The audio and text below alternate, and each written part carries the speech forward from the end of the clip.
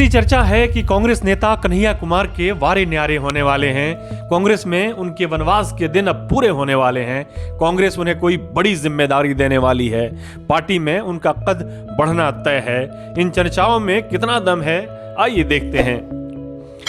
कन्हैया कुमार राहुल गांधी की भारत जोड़ो यात्रा में न सिर्फ दिखाई दे रहे हैं, बल्कि कई मौकों पर वो पार्टी के वरिष्ठ नेता जयराम रमेश के साथ प्रेस कॉन्फ्रेंस में हिस्सा लेते नजर आए हैं और अपने चिर परिचित अंदाज में बीजेपी और प्रधानमंत्री नरेंद्र मोदी पर हमलावर होते दिखे हैं। भीड़ में जाते हैं तो मास्क नहीं लगाते हैं। जब रैली में जाते थे, जब डेल्टा वेरिएंट था, दीदी ओ दीदी।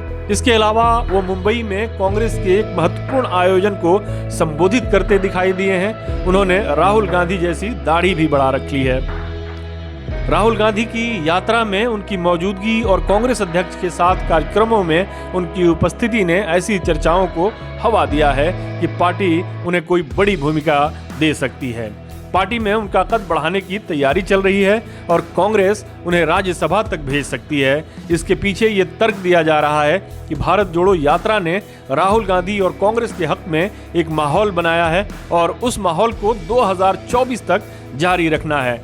जाहिर है उस माहौल को 2024 तक बरकरार रखने और उसे और अधिक साजगार बनाने में 2024 से पहले करीब दर्जन भर राज्यों में होने वाले विधानसभा चुनाव के परिणामों की एक बड़ी भूमिका रहेगी। लेकिन कांग्रेस के लिए जहां छत्तीसगढ़ और राजस्थान में अपनी सत्ता बचानी है, वहीं मध्य प्रदेश और कर्नाटक में उसे सत्ता में वापसी के लिए जद्दोजहद करना है।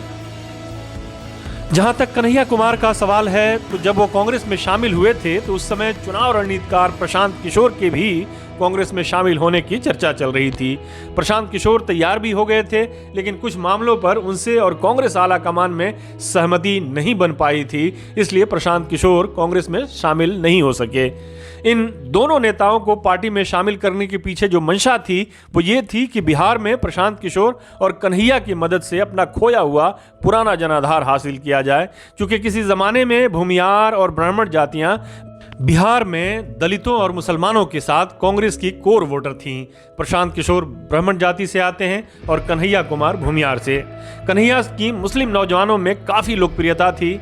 ये मालूम नहीं कि प्रशांत किशोर कांग्रेस में आते तो क्या होता, लेकिन बिहार में कन्हैया का कोई खास फायदा कांग्रेस को नहीं मिला, सिवाय इसके कि पार्टी बिहार विधानसभा की 2 सीटों के उपचुनाव में अकेले उतरी, लेकिन बुरी तरह से हार गई।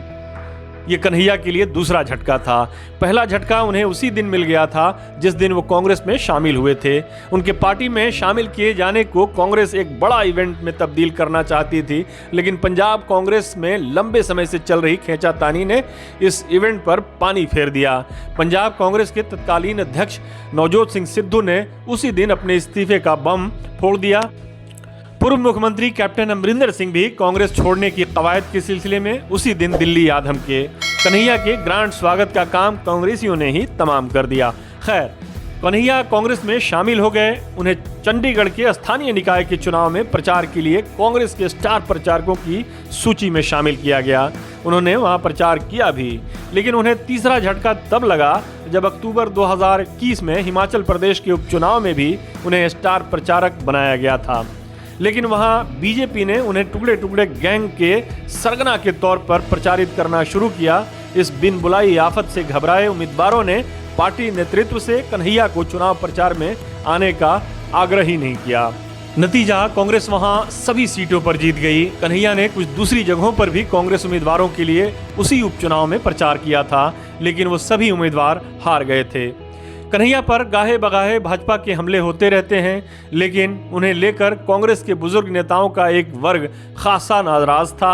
मनीष तिवारी ने कांग्रेस के वाम पंथ की तरफ झुकाव को लेकर खुलकर मीडिया में अपनी बात रखी थी, लेकिन अब लगता है कि कन्हैया को पूरी तरह से पार्टी में समाहित कर लिया गया है।